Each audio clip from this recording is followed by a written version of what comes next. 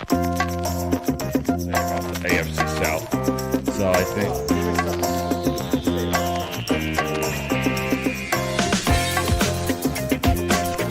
there's a history in this league. Brought him up. That's an example. So finish this. For those who believe, for those who are ready.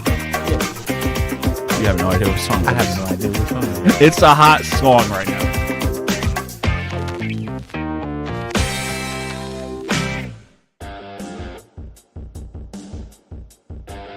Right, ladies and gentlemen, we're back on another episode of the Doug Siravo Show, which is brought to you by your good friends at Unsolicited Role Models, the role models you may not want, but you may just need. All right, it's just me today. Jimmy Drust couldn't make it. So there's a few topics I want to go over today. And let's start with the New York Knicks, because I think a lot of Knicks fans are getting ahead of themselves. You know, a lot of people are saying, yo, the New York Knicks, yo, we're winning the title. We're steamrolling the Boston Celtics. Knicks in 4, Knicks in 5. Now it's Knicks in 6. And I just want to give my thoughts on that, because the way I look at it, and I know you guys are going to send hate my way, feel free, because usually the people that speak the truth get hated on. So what I want to go over is this. Everyone's acting like the Boston Celtics have been dominated by the New York Knicks. That's what everybody's saying. Oh, this is Brunson fever. The Knicks, baby. Knicks. And I'm giving my honest opinion on this. The Knicks are lucky to be in this series. They're absolutely lucky to be in this series. And the reason why I say that is if you look at the games the Knicks have won, the Celtics had a big amount of leads in those games. Game 1, I think the Celtics blew a 20-point lead. The Knicks won by 1. Game 2, I think the Knicks won by 3 or 4. They were close games. But every game, the Knicks had a big lead. I mean, every game, the Celtics had a big lead. The Knicks won these close games. Now, I'm not taking anything away from the talent of Jalen Brunson. But if you look at it, the Knicks did not win this series. The Celtics lost it. The Celtics did not slow down the game. The Celtics blew the game. When you have a 20-point lead, you should be able to hold on to those leads. So when you give all this Knick hysteria, look at the facts. Look at the evidence. The evidence is there. The Knicks should not be in this series. The Knicks should not be up 3-2. Yeah, call me a Knicks hater, whatever you want to call me. I don't care. The matter of the fact is the Knicks are lucky to be in this series. The Knicks should not be up 3-2. The Celtics could have easily swept the New York Knickerbockers. Look at every game. The Celtics blew a 20-point lead 4 times. 4 times. So you're going to tell me that the Knicks should be in this series? I don't think so. I really don't. The Knicks are going to slow down. They have no depth. Come on. Look at other teams. Look at the championship Celtics last year. They had their depth. Look at the Cavs in 2016. They had their depth. Look at the Warriors championship runs. They had depth. When you have guys like Mikal Bridges, Jalen Brunson, Josh Hart playing 45 to 50 minutes a game, they're going to slow down. They're going to get tired. I just see this Knicks run as a fluke. I really do. Call me a hater, call me jealous, I don't care. I'm just not up with the Knicks hype. I'm not with the Knicks hysteria. I'm really not. It's just so funny how, like, everyone's a Knicks fan. all of a sudden you see all the Knicks fans coming out of the woodwork. Knicks this, Knicks that. Like, where were you guys 10, 15 years ago when you guys sucked? Realistically. You guys come out in the playoffs, and that's about it. I understand you're up 3-2, but I just feel like you're going to get exposed by Tyrese Halliburton and the Indiana Pacers. I just believe it. Like, I really don't see this Knicks team as being that great of a team. Like, look at the facts. Look at the paper. I'm not taking anything away from the talent of Jalen Brunson. I'm not taking anything away from the talent of that team. But I just feel like they're getting lucky. I feel like this is a very lucky Knicks team. I could be wrong, but at the end of the day, I'm allowed to give my thoughts on it. I'm allowed to give my opinion on it.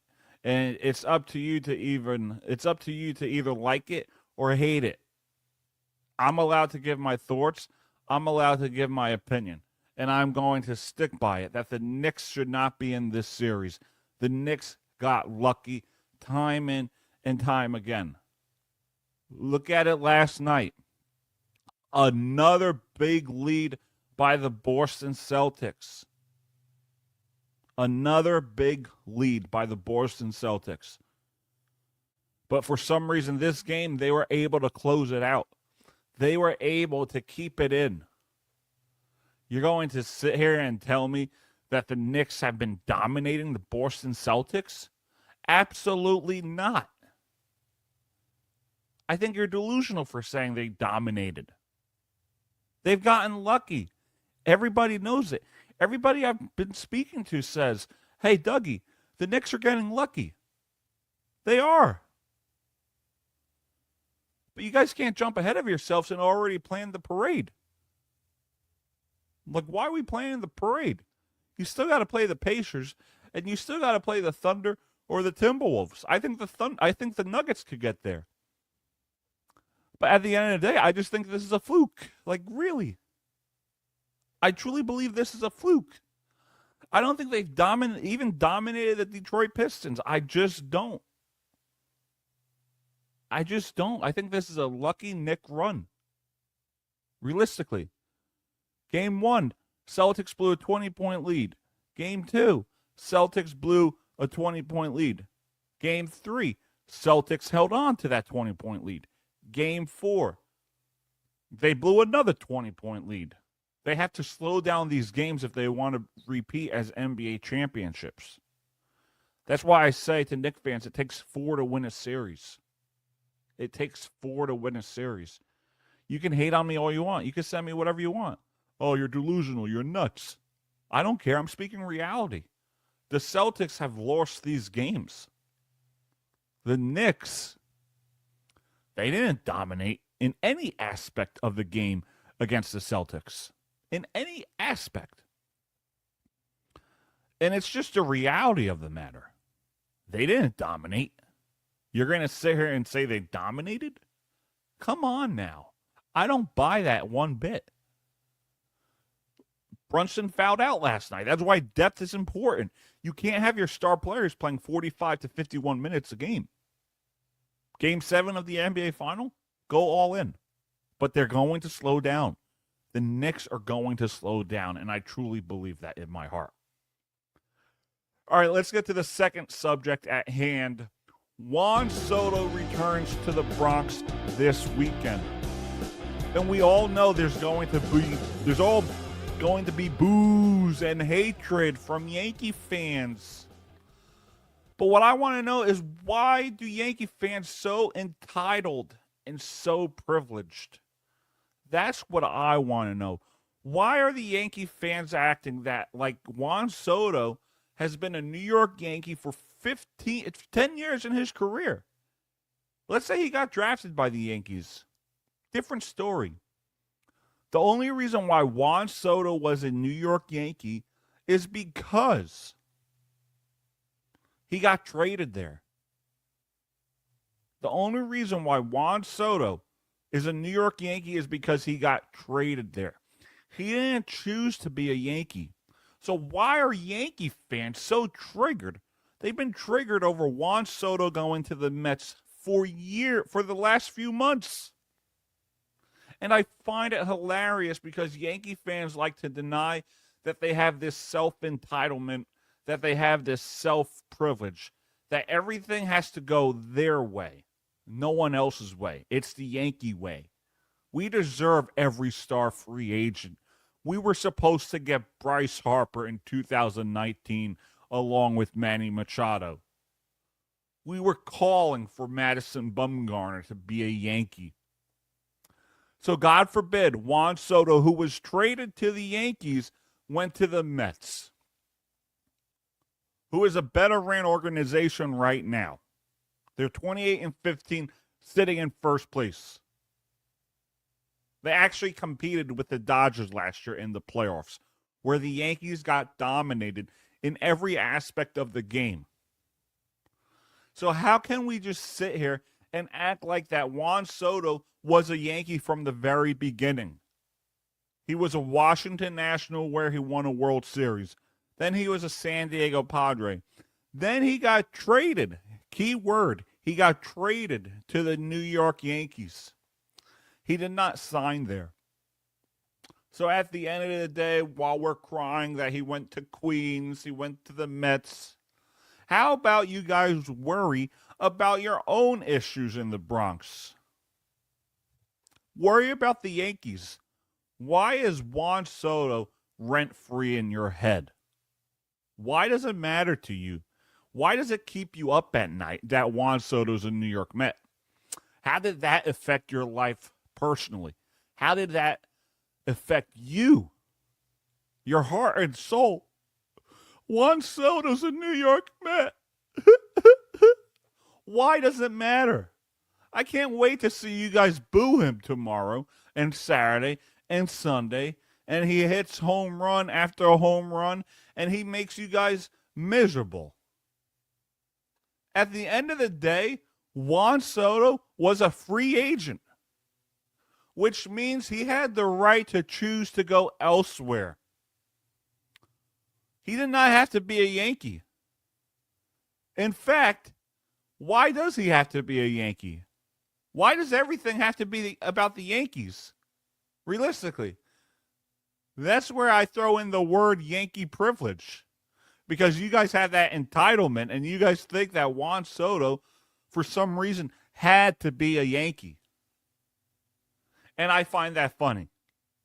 I find that funny that the Yankee fans, and I'm not naming anyone in particular, I'm not making a stereotype, but from the Yankee fans that I see on social media, the Yankee fans that I see on Facebook, on X, on Instagram, who are so uptight about Juan Soto being a Met, it's hilarious to me. It's truly hilarious. And I find that to be funny. And I can't wait to see Juan Soto make you guys quiet. And you hear, that's live, while you're leaving the Bronx, while you're leaving Yankee Stadium. Because right now, the Mets are in first place. Right now, Pete Alonso, Frankie Lindor, Brett Beatty are all stepping up. This Mets team will win a World Series before the New York Yankees ever do. Ever do. Juan Soto, keyword again, was a free agent, meaning he can make his own decision. He doesn't have to satisfy the hearts and the minds of Yankee fans just because you guys are the New York Yankees. Another thing you may hate me to say, but at the end of the day, it's the truth. Just because you guys are somehow the Yankees does not mean that every player has to stay within your organization. Am I right or am I wrong? Realistically, am I right or am I wrong? Send in your thoughts, your comments, whatever you think. You think I'm wrong? Send it. Tell me. Tell me, Dougie, you're wrong for having your own opinion. Come on. Because I think it's delusional to think that Juan Soto deserved to be a Yankee or he had to be a Yankee. I could understand if it was Derek Jeter that left and went to the Mets, the guy that was brought up in the Yankee system. Juan Soto was not brought up in the Yankee system. So have your day, have your weekend, and enjoy Juan Soto playing for the New York Mets for the next 15 years. Enjoy it. All right, let's get to my third and final thought of the day. Let's talk about the Stanley Cup playoffs for a little bit, because the way I look at this Stanley Cup playoffs is Toronto is doing their usual choke job. Year in, year out. Oh, our hopes get up. Oh, now they're down again. The Toronto Maple Leafs need to do something. Do they trade away John Tavares? Do they bring back Mitch Marner? They keep this core in place and they bring in depth, and they can't get the job done. They just can't get the job done. Year in, year out, they choke. The Florida Panthers are looking like they're going to repeat as Stanley Cup champions and get their third straight Stanley Cup final appearance. But don't sleep on the Carolina Hurricanes. Also, the Dallas Stars are due for a Stanley Cup appearance, but the Edmonton Oilers are going back to the Stanley Cup. And I truly believe the Oilers are going to win the Stanley Cup this year. I've been saying it since last year. In fact, I put in a couple of bets for the Oilers to win the Stanley Cup. Except what I did was I had them beating the New York Rangers in one. Don't know why I did that. Just because I thought after losing to the Panthers that the Rangers would get back. Clearly, I was wrong. And then another one. The Oilers beating the New Jersey Devils in the Stanley Cup. So those bets are now dead. But I stand by my word. Connor McDavid is hungry to win a Stanley Cup. Connor McDavid was not satisfied winning the Conn Smythe Award. He wants Lord Stanley Cup. And he's going to get it this year. I truly believe it. We're either going to see a rematch of the 2006 Stanley Cup Finals where the Carolina Hurricanes defeated the Edmonton Oilers. I think that's our best bet. Or we're going to see a rematch of last year and the Oilers get their revenge against the Florida Panthers. Either way, the Edmonton Oilers are looking like a team hungry to win the Stanley Cup. And they don't want to experience that pain that they felt last year where they fell that short to the Florida Panthers. They were down 3-0 last year, and they were that close of making one of the historic comebacks and winning a Stanley Cup. But I think this year is their year. I truly believe it. Again, thank you for watching another episode of the Doug Siravo Show, which is brought to you by our good friends, Unsolicited Role Models, the role models you may not want, but you may just need. Tomorrow at 11:30 a.m. on my new YouTube channel, we are making a transition here at Siravo Broadcasting. So the Doug Siravo Show is going to be a current event show, whether it's politics, whether it's faith. We may have some sports depending on the guest we get. Like maybe we have a former athlete or someone that truly loves the game, an analyst of a team. So we're working on it being more of a current event / guest show. But for the summer, if you want to watch Dougie Talk Sports, head over to the YouTube channel, Dougie and the W, where we will be talking about the WNBA. I'm really looking forward to this upcoming season. I think women's sports are going to take the next level compared to the NBA, where the NBA is all about me, the superstars, where the WNBA, it's all about a team game, a team sport. So I'm really looking forward to that aspect of it. I've been to plenty of PWHL hockey games. Those are always fun. Those are always competitive. So I think we may add that to Dougie and the W. But right now it's going to focus on the WNBA. Eventually we're going to talk NCAA women's basketball. So I'm looking forward to that. We'll see where that takes off. But this could be the final episode of Dougie's Sports Talk on the Doug Siravo Show. because most of the time now is going to be a current event. We're going to get, I think we're working on it. We're going to get Dan Placco on to discuss the New Jersey Devils. So the Doug Siravo show is mostly going to be based on guest by guest. So this will be the last episode of Dougie's Sports Talk. So we look forward to doing more episodes throughout the summer on politics, on faith, on current events, guest by guest appearance. So I'm looking forward to that aspect. It's my sports show. It's Dougie and the W. First episode drops tomorrow, 11:30 a.m.